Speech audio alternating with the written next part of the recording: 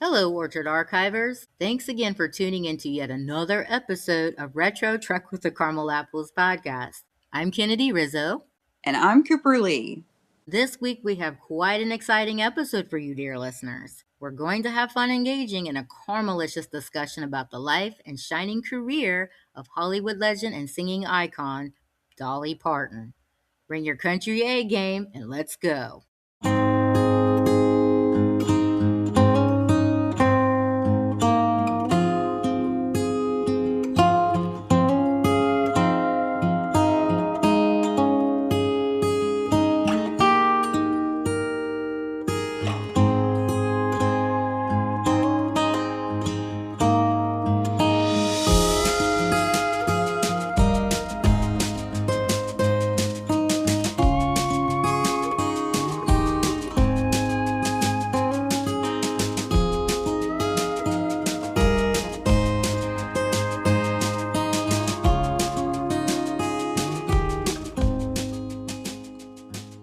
Welcome back to Retro Trek with the Caramel Apples podcast. Again, the podcast where we explore the lives, music, and impact of the greatest artists of all time. Yeah, and today's episode is all about a woman who is more than just a country singer. She's a songwriter, actress, philanthropist, business mogul, cultural icon, and coiner of folksy phrases to live by. But before we get into if you want to have a rainbow, you got to put up with the rain, coin darling. Subscribe, like this episode, and drop by one or all of the socials and say hello. Stop by buymeacoffee.com/RetroTrek Caramel Apples. Provide us with a shot of Tennessee coffee.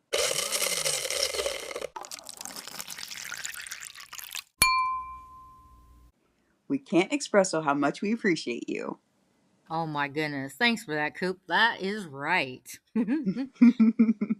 So today we're diving deep into the incredible life and legacy of Dolly Parton. From her humble beginnings in rural Tennessee to becoming one of the most beloved entertainers in the world, Dolly Parton's story is nothing short of extraordinary. Yeah. So we'll talk about her most famous songs, her legendary partnership with Kenny Rogers. We'll get into that one, huh?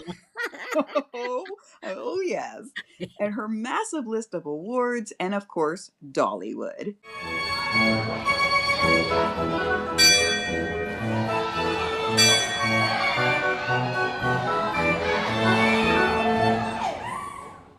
Her theme park that transformed an entire region.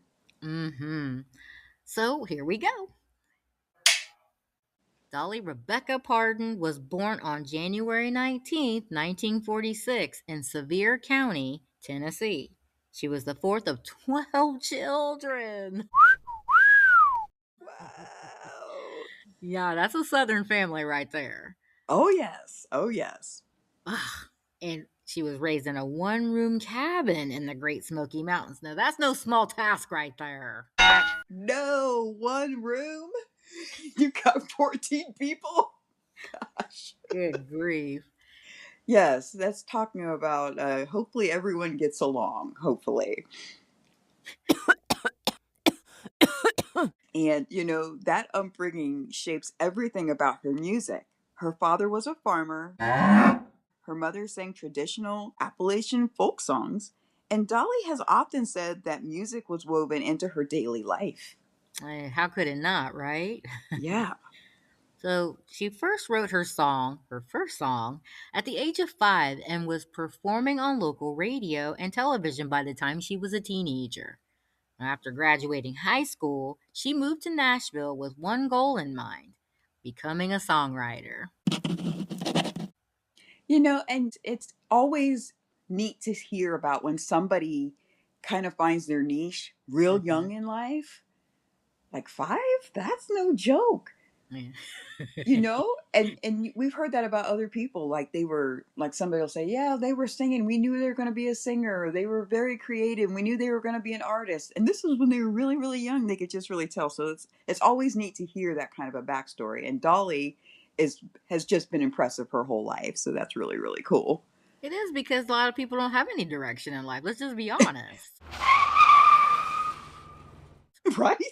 I mean, you're talking, she was a kindergartner, 5 years old. She's like, I want to be a songwriter, right? And Yes. you got full blown adults walking around going, do I want McDonald's or Taco Bell? So, way to go, Dolly. Dolly, yes. Ever the entertainer since her early years. We love it. That's right. It shows. And that determination paid off quickly. Within just a few years, Dolly Parton was already making waves in the country music industry.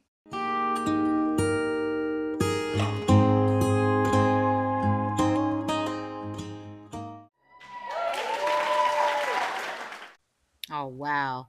That's right. One of Dolly Parton's biggest early breaks came when she joined Porter Wagner's television show in the late 1960s. So let's go on back a couple decades. Yes, yes. But their partnership brought her national exposure. But it wasn't always smooth, Mm-mm. as expected. Dolly eventually left the show to pursue her solo career and famously wrote one of her most iconic songs as a farewell. This is how we know Dolly, yes. So that song, of course, was I Will Always Love You. Yes. And many people associate it with Whitney Houston, who did kind of, I wouldn't say a cover of it, but she nailed it too. Like her version's pretty cool. Yeah, she made it her own. Yeah.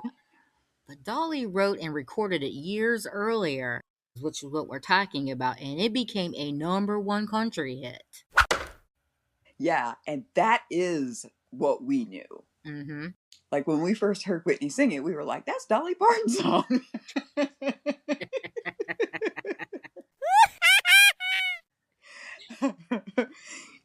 But that moment really marked Dolly's transition from rising star to full-fledged superstar. That's right. And we'll probably bring this up a little bit later in the show, but like that song is what we connected with Dolly in our early years. Yes, yes. And with the Grand Ole Opry and Nashville and everything, that was like a prime time thing on Saturdays. Like it was, our parents would watch a bunch of shows like Hee Haw and Dolly, the Grand Ole Opry. They would watch a lot of this stuff, and we were exposed to this very early on. So she had a specific show, which we'll probably get into it later, but she always ended the show with this song. Yeah, and it wasn't like the Mandrell sisters. Wasn't that a Saturday thing too? I think so. They were cool too. Okay, they were cool. So let's talk about the 5 songs most often considered Dolly Parton's most famous and influential. Okay, so first up, who doesn't know Jolene? Yeah, that's a cool one. Yeah. It was released in 1973, and this song is instantly recognizable. Mm-hmm. The haunting melody, the emotional storytelling, and that pleading chorus made it one of the greatest songs of all time. Fun fact, Jolene, this classic, has seen diverse interpretations by the White Stripes, which is more rock, Okay. Miley Cyrus, which is still pop country-ish, Mm-hmm. Lil Nas X, which, Okay. yeah, interesting. He's more hip-hop. Then you have Kelly Clarkson, who is pop as well, and then you have Beyonce with her country R&B version. Okay, and that with that's just been within the last year and a half, couple years. Like country Yeah. western is kind of it's trending right now. It's trending hot, white hot. So Yes, it is. Yes, it is. and secondly, I Will Always Love You. This is the second song we're going to consider, which again is one of our favorites because it's near and dear to our hearts. Absolutely. As we mentioned, this song showcases Dolly's songwriting genius. Oh, it's simple, it's emotional, and timeless. So I'm going to steal one from you, Coop. Fun fact.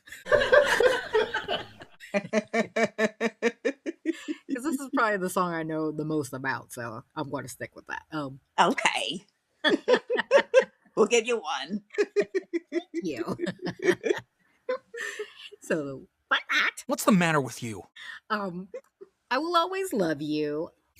While famously covered by Whitney Houston for that movie back in '92, The Bodyguard, other artists like Josh Weathers have also performed it. Oh, so yeah. So it's funny. You have Dolly's version, and then you have Whitney's, and then someone else was like, "Yeah, I'll attempt it too." Okay, you're brave. Go ahead. Which I haven't heard his. No. I haven't. So we might have to do some reconnaissance just to see, what his version actually sounds like. But it is interesting, to find out other people also wanted to, test the waters and see what they could do with it. You would have got a good thing. Okay. Yeah. That's it. So third, we have 9 to 5.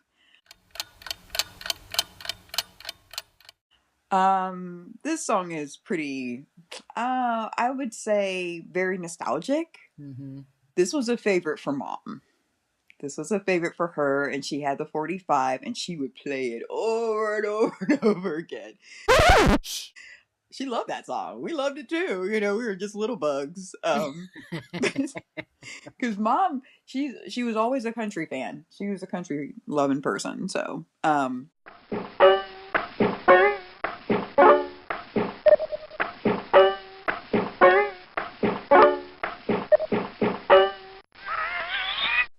but this song became an anthem for working people everywhere and tied directly into her successful acting career. It topped charts across multiple genres. So I'm stealing the fun facts back. Oh, fair enough.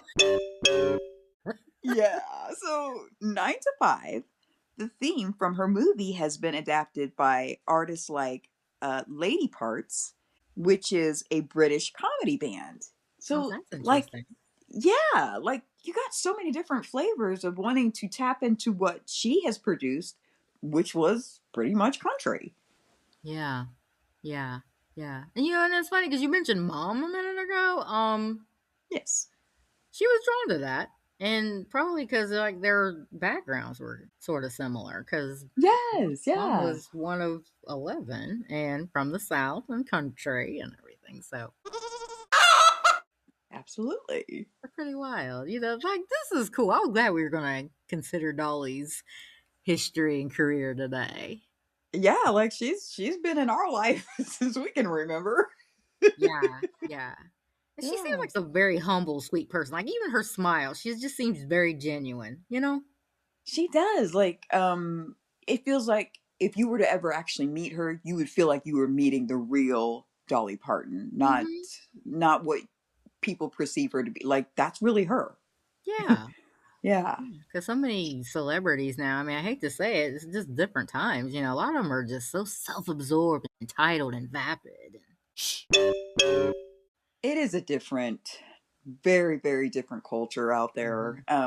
I don't know if that's a survival mechanism because they know that they're going to be judged, right? So maybe they want to put this persona out to the world because they're really not that, and they're Yeah. afraid of being judged critically or harshly, and then that might just make them disappear into themselves. I don't know, but it's very different.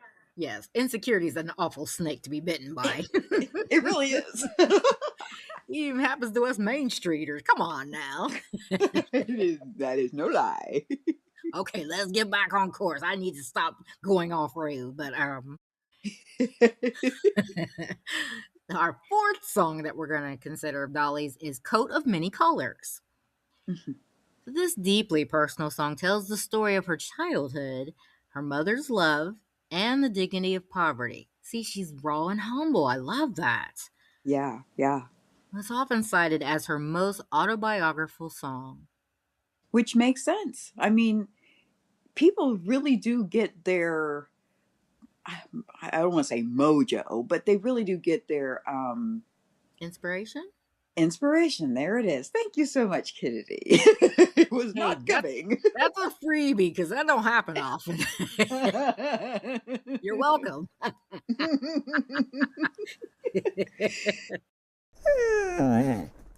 But yeah, they get their inspiration from, your life. And, if that's what you have and you're like embarrassed by it or whatever, then like, what do you draw from then? Mm-hmm.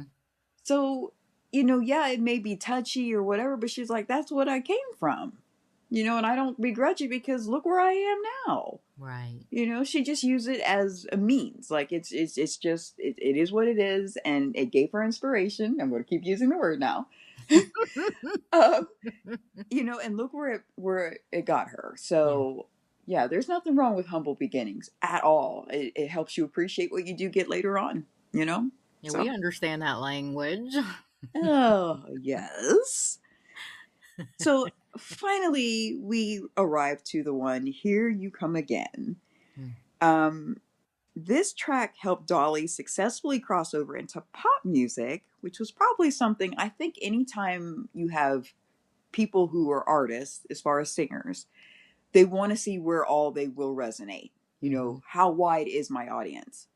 Am I pretty much boxed in with this, or can I eventually make it over there and still bring more masses into what I do? So I think that's cool. She did. She expanded her audience beyond traditional country fans. All right. See, so that's a nice little setup. But now that we're kind of into her musical career and whatever, and you said she just crossed over into pop, that's where we enter stage left. We cannot not bring up Kenny Rogers. So, Mm. Dolly Parton, without mentioning her iconic partnership with him, let's go.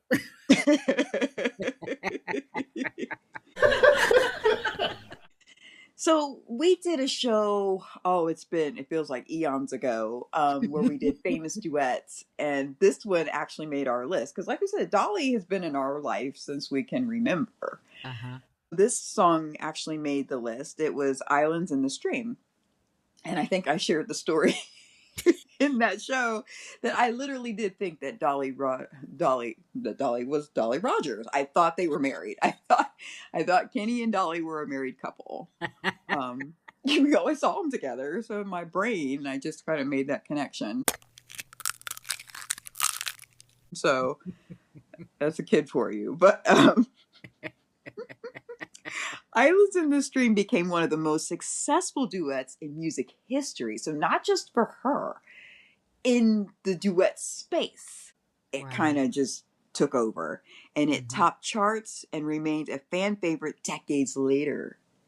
It is. That It's was, cool. and in the era of duets, yeah, that was one of the heavy hitters. So, Yeah, because you really don't see duets anymore, right? Like you'll see people that feature someone in their song, but it's not like a partnership. It's not like it's a real, like they both get credit for the song. It's just someone maybe a little featured, or you might have somebody who does a little rap spot or something, but hmm it's yeah, not and like the old school.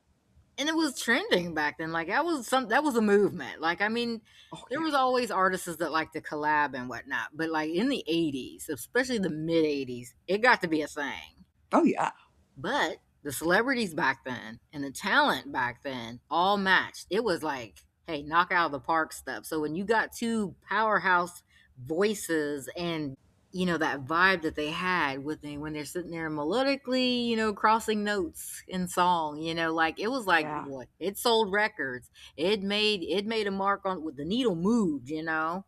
Right. Right. And Dolly and Kenny, like that. I mean, that's like breathing air. You don't even think about that. You're like, oh yeah, they had a couple songs, but "Islands in the Stream" was one of those heavy hitters, as Coop mentioned. So, Yes. again, logistically, what made their union and their collab so special together was their chemistry. There was chemistry, which what Yes. Kid Coop picked up on because she thought they were married. So it came across when they sang in the Yeah. microphone, it felt genuine, warm, and effortless. So they did their job. Exactly. Love that. And they continue to tour and perform together for years.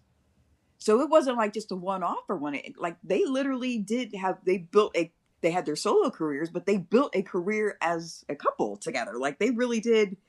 Um, the longevity was there. Like you said, there's heavy hitters and people, they probably came to want to see both of them together. Like that's how they brought fans in. That's right. That's right. Sure.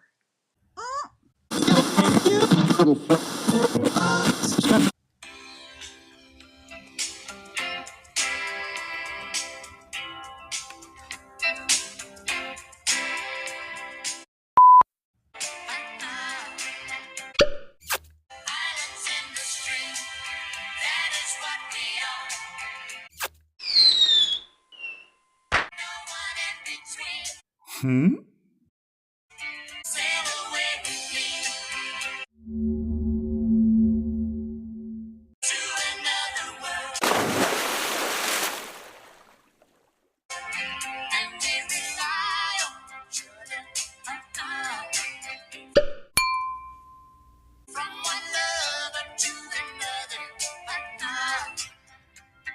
Okay.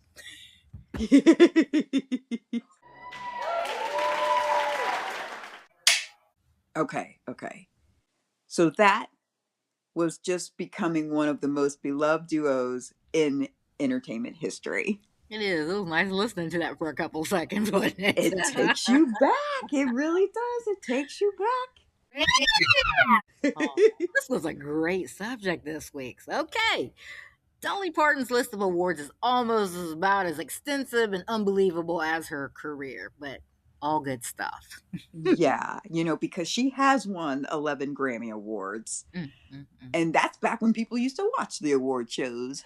Uh, Oh, yeah, we could have a whole nother conversation on that change, oh can't my we? gosh, yes, because we would tune in for those. We tune Uh-huh. in for the pageants like that because you didn't have such a like it's not streaming, right? You watch what was on TV, so that's what had that spot. Yeah, so we watched it. Um, but yeah, 11 Grammy Awards, and she was nominated more than 50 times. Not surprised at all. Mm-mm. She also received the Grammy Life Achievement Award. Lifetime Achievement, I think is what it's actually called. Lifetime Achievement Award. So, congratulations, Dolly.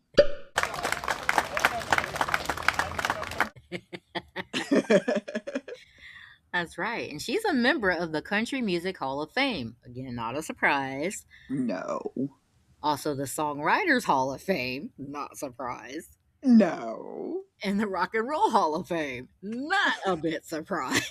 No. Like, if she wasn't in these places, you'd be like, you people need to have your heads examined. So Dolly has earned multiple Academy Award nominations as well. Yes, Academy Awards. Numerous Country Music Association awards, and countless honors recognizing both her music and her humanitarian work. Yeah.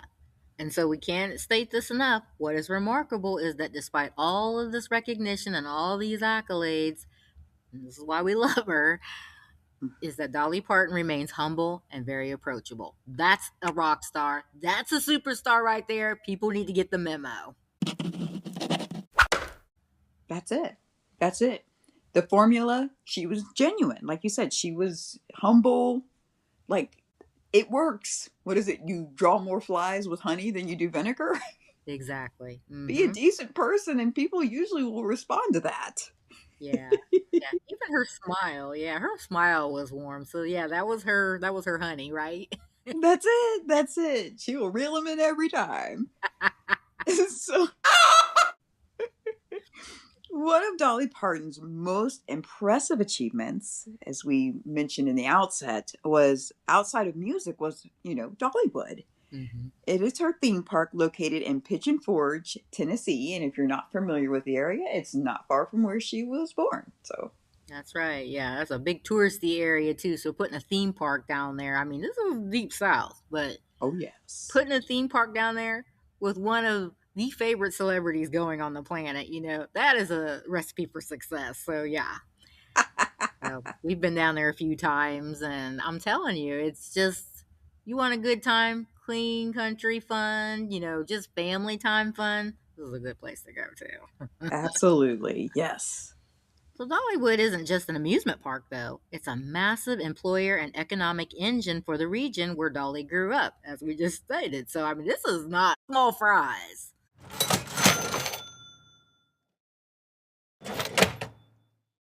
Right. And when it comes to being able to make money and help people, make a living for themselves, that's awesome. Mm-hmm. Like it goes beyond just your scope of what you have achieved for yourself, but when you can really help others, and again, the music can help people maybe get through sad times or fun times or whatever. Music has its own way of influencing and helping folks, but Yeah. you're talking about their livelihood and you can, contribute to that. Bravo. That's right. So cool. Then there's this other little thing that she's got. It's her philanthropy. Mm. And she's got this imagination library. It was founded by her and it has donated, get this, over 200 million free books to children around the world. Oh, that is amazing. That's special, right? That's something very special. Yeah, she has a soft spot for children, hence the whole Yes. Jolene reference. That's quite the Yes. story. But man, that's crazy. Yes. Yes. Yes. Well, we're still talking about contributions. So she also contributed millions to disaster relief, education. So there it is for the children again, Yeah. and medical research, including funding critical COVID-19 vaccine research. So she really does. She comes from a different place than a good bit of people do, because a lot of people are coming from a very entitled, self-centered place, but she does see outside of herself. She seems to have a big heart for others and has empathy and compassion due to that. Yes. And very, very much still active. Like she's older now, she's up there in age these days, and I'm sure strength and vitality and feeling like she's got the vigor like she did when she was younger is not the same, but she's still very active. She's still very much in play, doing things and being selfless, helping others as well. That's right. Very, very nice. Dolly's legacy goes far beyond music. She's become a symbol of kindness, authenticity, resilience, and some of the best cornbread you can buy. I have to tell you, Kennedy, I don't know if you've had it, Mm-mm. but if you want to have some really, really, really good cornbread that you don't have to just make from scratch, Yeah? Dolly's is delicious. Yes. You can find it in your local grocery store. It's so What you good. talking? I did not It's know so good. that. Oh my gosh. Like, I'll find reasons to buy it. It's like we're not having anything cornbread related, but it's like we could buy that and just kind of snack on it. I'm gonna give myself a project. I did not even know about that. Oh yeah, it's very, very good. You will not regret it. Very, very good. Oh, okay. Okay. I'm putting that on my to-do list. Thanks for the tip, Coop. You're welcome. Now, we won't go long on this, but another thing, like you had a list of things that she's become a symbol of. She actually, even though she's very southern and country and everything, she actually was kind of, a symbol of fashion and beauty. Yes. And there's a couple of things that we're not going to get deep into, that drew attention for probably a lot of the red blooded male folk. So you use your imagination with what you will, but yeah, she also had that. That was before the time that was a thing in Yes. culture. That at least it Yes. wasn't admitted. Right. But yeah, she had a couple of friends that I'm sure a lot of people paid attention to. So there's Some that. begonias. That's code, archivers.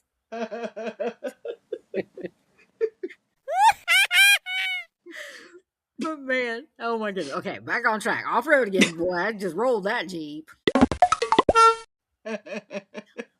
But she's influenced artists across every genre, from country and pop to rock and also hip hop. Yes. And perhaps most importantly, she's stayed true to herself. We have said that this whole time we've been talking. We've been going back to that. Yeah. Dolly has managed to stay Dolly. And in an industry that's constantly pressuring people to change, she's always embraced who she is. That's right. That's right. So Dolly Parton is more than a legend. She's a reminder that talent, hard work, and compassion can coexist. From Jolene to Dollywood, from Kenny Rogers to global philanthropy, Dolly's impact is truly unmatched. In words of Dolly, she truly found out who she was and did it on purpose. Thanks for listening this week. If you enjoyed this episode, be sure to like, subscribe, leave a 5-star review, and share it with a fellow Dolly Parton fan. We'll see you next time.